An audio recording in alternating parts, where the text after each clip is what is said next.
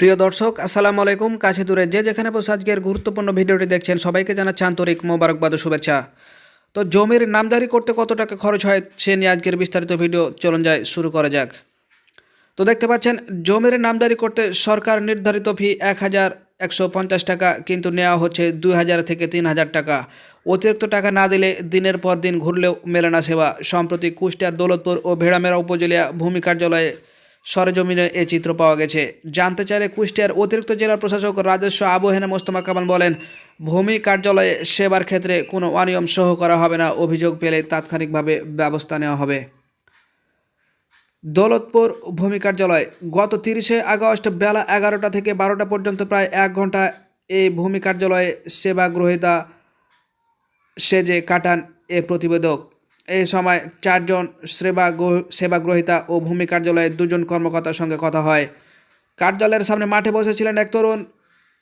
রিফায়েতপুর ইউনিয়নের ঝাউদিয়া গ্রামের বাসিন্দা তিনি। খুলনার একটি পলিটেকনিক কলেজের এই ছাত্র বলেন, জমির নামজারির জন্য এসেছেন, আবেদনের জমা দিয়েছেন। ভূমি কার্যালয় এক ব্যক্তির মাধ্যমে ২ দিন পর স্লিপ দেওয়ার কথা। খরচের ব্যাপারে জানতে চাইলে বলেন, স্লিপ হাতে পাওয়ার পরই কার্যালয়ে ওই ব্যক্তি বলে দেবেন কত টাকা লাগবে, তবে যত দ্রুত কাগজ নিতে চাইবেন তত বেশি দেওয়া লাগবে। উপজেলার আড়িয়া গ্রাম থেকে আসা এক ব্যক্তি অতিরিক্ত টাকা দেওয়ার কথা নিশ্চিত করেন। তিনি ১১ শতক জমির নামজারি করতে এসেছিলেন। আড়িয়া ইউনিয়নের ভূমি কর্মকর্তা তার কাছ থেকে ৩,০০০ টাকা নিয়েছেন। অতিরিক্ত টাকার কোনো রসিদ তাকে দেওয়া হয়নি। চিলমারি এলাকা থেকে আসা এক ব্যক্তি বলেন, ২০ দিন আগে তিনি আবেদন দিয়েছিলেন, তবে এখনও কাজ হয়নি। ঈদের পর আসতে বলেছেন। তিনি সরকার নির্ধারিত ১,১৫০ টাকা জমা দিয়েছেন। অতিরিক্ত টাকা না দেওয়ায় তাকে ঘোরানো হচ্ছে। সেবা নিতে আসা লোকজনের সঙ্গে কথা বলে জানা যায়, দৌলতপুর ভূমি কার্যালয়ের কয়েকজন অসাধু কর্মচারী এই বাড়তি অর্থ আদায়ে জড়িত। অফিস সহকারী রঞ্জিত কুমার, নাজির আব্দুর রাজ্জাক ও অফিস সহায়ক আফসানা বেগম সেবা নিতে আসা লোকজনকে ম্যানেজ করেন। ইউনিয়নগুলোর তহসিলদাররাও লোকজনকে জিম্মি করে অর্থ হাতিয়ে নিচ্ছেন।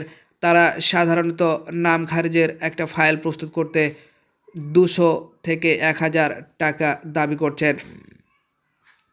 নাম খারিজে অতিরিক্ত টাকা নেওয়ায় বিষয়টি স্বীকার করেন দৌলতপুর উপজেলা নির্বাহী কর্মকর্তা ইউএনও তৌফিকুর রহমান। তিনি বলেন, শুনেছি, তবে কে কখন কর্মকর্তাকে টাকা দিচ্ছে এ ধরনের কোনো প্রমাণ পাচ্ছি না। বিষয়টি নিয়ে আমি খুবই কঠোর অবস্থানে আছি। তো প্রিয় দর্শক, এ ছিল আজকের মতো। ভিডিওটি ভালো লাগলে একটি লাইক করবেন এবং পরবর্তী ভিডিও সবার আগে পেতে চ্যানেলটি সাবস্ক্রাইব করে আমাদের সাথে থাকবেন। আল্লাহ হাফেজ।